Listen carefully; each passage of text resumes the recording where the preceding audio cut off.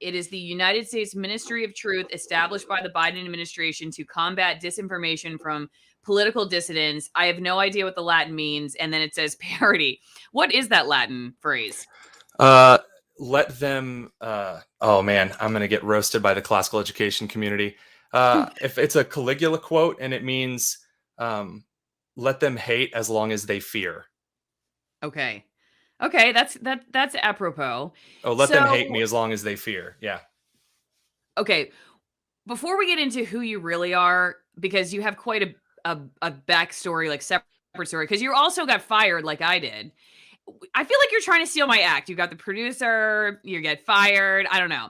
I'm gonna have to look into it. I'm gonna start my own U.S. Ministry of Truth and go after Tony and check out what he's doing in the background. But get in line behind Taylor Lorenz. Yeah. Well, actually, so I think there was kind of something related to her in the Fox News article, right? That was written up about you. I'll go find it while you're explaining how you came up with the Twitter account and just how fast it's grown. Maybe you could tell people, what were you expecting this? Because you have already over 210,000 followers, and I don't even think it's, when did the announcement come out? Like a week ago. So yeah, give us the background on this, Tony. Yeah, so it was a kind of a weird circumstance. It was Friday at about 5 p.m. And it's been a long week. Been messing around with Chalkboard Review and the work that we've been doing over there, building a brand new website for some big announcement that's coming up between Chalkboard Review and Choice Media, and all of this work. I'm exhausted. And we have a newborn. My family and my wife's family have been in and out the entire week, and it's just been exhausting. And so I'm lying in bed on Friday at 5. Wife is nursing our daughter in another part of the house, and I'm on Twitter, as all people who can't sleep are, and I think to myself, I've made kind of this seal, this kind of mock-up seal that morning for the U.S. Disinformation Governance Board, which you can see right there, and I thought maybe I should just make an account. I throw this seal up, make that the logo, make the, Homeland Security building the banner, and just see what happens. Probably won't get anywhere, but it could be fun. And threw up the account really quickly, tied it to one of my, corporate email addresses. And within a minute or two, I thought a great first tweet would be, don't worry, we'll sign your name here and we'll erase that pesky First Amendment. Because the Disinformation Board is being defended by Jen Psaki and MSNBC and CNN and all of their talking heads. And threw the tweet up, retweeted it from my personal Twitter. And within a few minutes, it had 50 or 60 likes. And I thought, okay, cool. This will be a couple thousand follower account. Good for, random memes here and there. And then it really started to pick up. And by like 2 hours later, it already had 10,000 followers. Chalkboard Review team's freaking out because they think this is going to go ultra extremely viral. So I make a couple of other very lightweight tweets, and then I sit down at the computer and I think, I really love Cold War style propaganda. Really love Local 58 and a couple other analog horror YouTube channels and number stations. And when I was a science teacher, I loved talking about number stations during electromagnetic unit. And so I made this video and I threw it together, kind of a wrap up of all of the, some of the disinformation and lies that the party pushing the Disinformation Governance Board had, put into play in the media in the last couple of years. And then it started to blow up. And by the end of the evening, we were sitting at like 70, 80,000 followers. The next day, it was just blowing up continually. My phone's ringing. I right off the bat, I decided, it's not necessary really to be super private with this. I'm already an education journalist and I live in Indiana. If Taylor Lorenz wants to drive all the way out here to expose someone that's already been exposed, be my guest. And then by Sunday morning, Fox had an article about it. We were sitting at 150,000 followers and climbing. All of these large accounts were starting to follow us. The number of people that thought that this was real on the left and the right really hurt my soul. And we've just kept growing. I launched a merch page just because people kept bothering me in DMs. I mean, probably about 80 or 90 direct messages in a day asking me for t-shirts. So made up a quick printable thing that we use over at Chalkboard Review, quickly Squarespaced up a website. And then the merchandise orders were so large and came in so fast that PayPal thought our account had been hacked.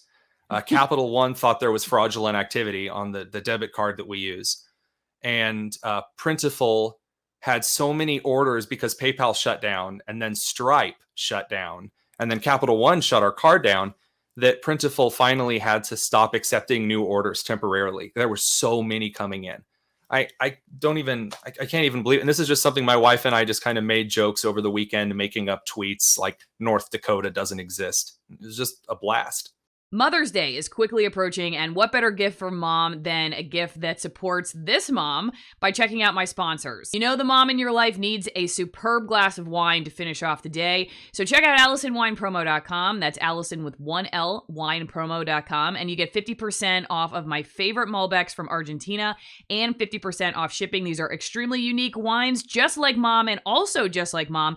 Two of them are extreme altitude, which means the grapes work super hard, unlike any other wine out there. The higher they are, the harder they work, just like that special mom in your life. So what better than AllisonWinePromo.com to say thank you? But maybe you're thinking that she really needs a cup of coffee to deal with you. So go to TwinEngineCoffee.com/Allison. That's TwinEngineCoffee.com/Allison, where you'll get high altitude Nicaraguan roasts that are also USDA certified organic. There's light roast, there's dark roast. There's also a limited coffee right now that is called a Black Edition. It is processed with honey, which means it has sort of a sweet aftertaste, not like sometimes coffee has a bitter aftertaste. This has a smooth, sweeter finish to it. And I plan to thank you in every video this week. Those of you who go support me by checking out my sponsors or support me on the different platforms, because honestly, being able to do this work allows me to be a full-time mom, which really is the greatest Mother's Day present that any of you guys could give me. So thanks again for that, and let's continue on with the video. We obviously had this decision. Well, I don't know what's going to happen with it actually, but the Supreme Court document that was leaked to Politico showing that they're voting to overturn Roe v.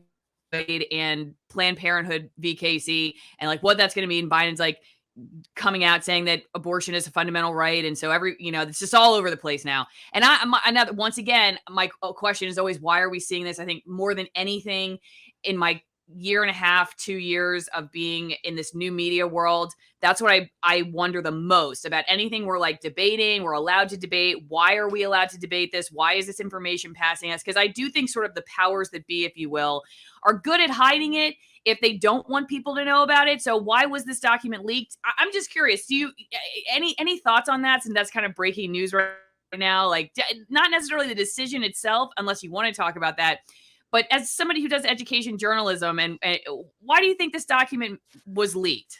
So I think that the last couple of weeks and kind of the actions of the administration and the actions of the mainstream media all tie in together. And there was a time when I would have assigned that to being kind of conspiracy theory, kind of tinfoil ideas.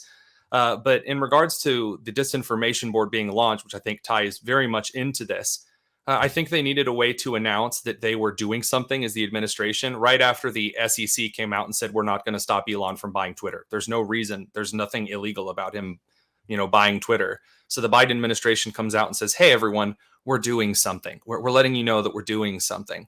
And then now there's this, leaked document, shreds so many years of precedent of the privacy of the Supreme Court and deliberation before delivering some kind of a verdict. And this is leaked, and it's incredibly political, and it's all the way out there, and it's driving huge wedges in the very last institution in the United States that was supposed to be free of partisan scorn, at least in how it operates on a day-to-day basis. And I think that the reason this comes out now is to stir up a very, very tense populace, because they're losing the left. They've acted too quickly, too soon. And I think that goes back to your initial statements about the Disinformation Board or the real Ministry of Truth. They're moving too quickly, too soon. They gained a little bit of power in the 2020 election, and now their own policies have screwed it over.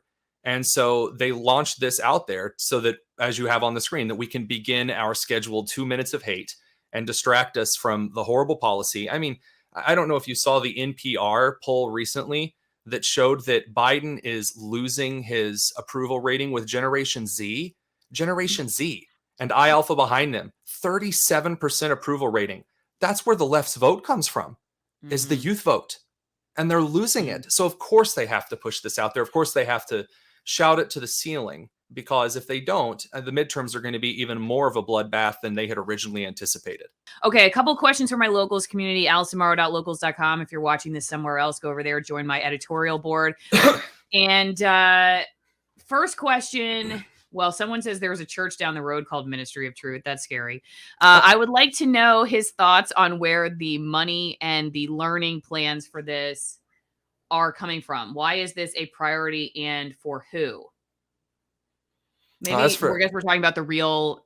Yeah, for the real disinformation board. Federal agencies get rote budgets and then also adjusted budgets. So like an as-need write-off.